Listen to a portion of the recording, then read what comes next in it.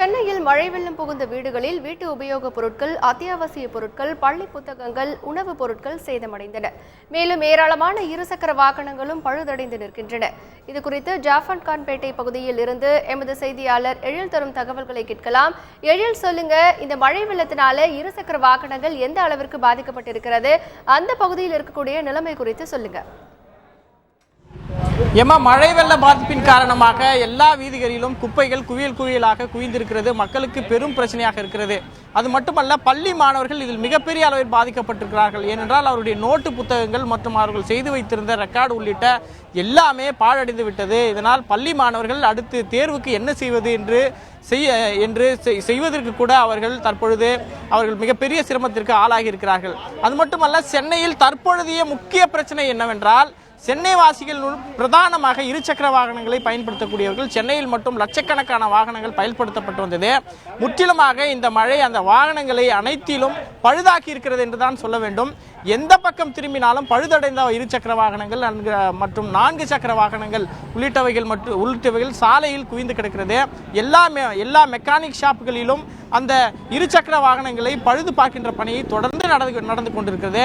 தற்பொழுது எந்த அளவிற்கு இருசக்கர வாகனங்கள் பழுதடைந்திருக்கிறது என்பது குறித்து பேசுவதற்காக இந்த பகுதியில் இருசக்கர வாகன ஓட்டிகள் இருக்கிறார். அவரிடத்தில் கேட்போம்.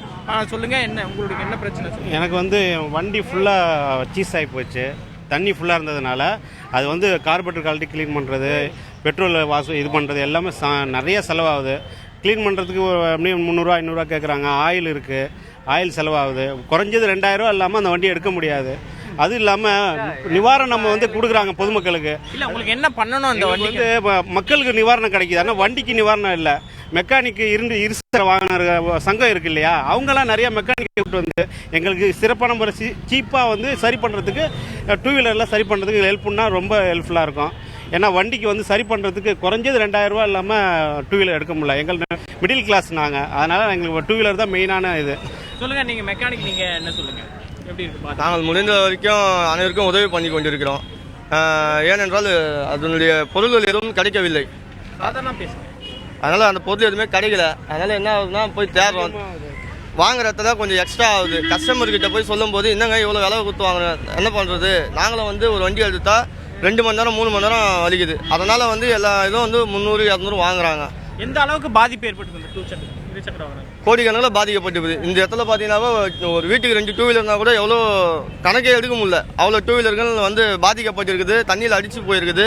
ஏதோ மிஞ்ச தான் இங்கே ரெடி பண்ணிட்டு இருக்கிறோம். இல்லை, இப்போ முழுமையாக அதை பயன்படுத்த முடியுமா? வண்டியில் ரெடி பண்ண முடியுதா? முடிஞ்ச வரைக்கும் ரெடி பண்ணலாம். அது எல்லா மெக்கானிக்கும் சேர்ந்து பார்த்தா தான் தெரியும். ஏன்னா பார்ட்ஸ் ஒன்றும் கிடைக்காத பொருள் ஒன்றும் பண்ண முடியாது. இல்லை, என்ன பாதிப்பு இருசக்கர வாகனத்துக்கு என்ன குறிப்பாக என்ன நிறைய பாதிப்பு? நிறைய இன்ஜின் ப்ராப்ளம் ஆகிடுச்சு. இன்ஜின் சீஸ் ஆகி போச்சு. சீஸ் ஆன வண்டிகள்லாம் ஒன்றும் பண்ண முடியாது. திரும்பவும் அதை ரீபோர் பண்ணால் தான் வேலையாகும். அதெல்லாம் பண்ணோன்னா 1000 கணக்கில் செலவாகும். தற்போது பகுதி மக்கள் என்ன சொல்கிறார்கள்? மெக்கானிக்கு உட்பட அந்த பாதிக்கப்பட்டவர்களுடைய கருத்து என்னன்னா, தற்போது பாதிக்கப்பட்டிருக்கிற இந்த வாகனங்களுக்கு நிவாரணம் தருவதற்கு அரசு முயற்சி செய்ய வேண்டும். அது மட்டுமல்ல, தற்போது பாதிக்கப்பட்ட வாகனங்களுடைய ஸ்பேர் ஸ்பாட்ஸ் என்று சொல்லக்கூடிய உதிரி பாகங்கள் கிடைப்பதில் சிக்கல் ஏற்பட்டிருக்கிறது. பெரும்பாலான வாகனங்கள் முற்றிலுமாக பயன்படுத்த முடியாத அளவிற்கு தள்ளப்பட்டிருக்கிறது. ஏனென்றால் இன்ஜின் என்பது முழுவதுமாக அது பாழடைந்து விட்டது, பயன்படுத்த முடியாத அளவுக்கு இருக்கிறது. இதனால் சென்னையில் மட்டும் பல கோடி ரூபாய் அளவிற்கு இந்த இருசக்கர வாகனங்கள் மற்றும் கார்கள் மற்றும் 4 சக்கர வாகனங்களினால் இழப்பு ஏற்பட்டிருக்கிறது என்ற கருத்தை சொல்கிறார்கள். தற்பொழுது இந்த வாகனங்களை பழுது பார்ப்பதற்கான மெக்கானிக்குகளுடைய பற்றாக்குறை ஏற்பட்டிருக்கிறது.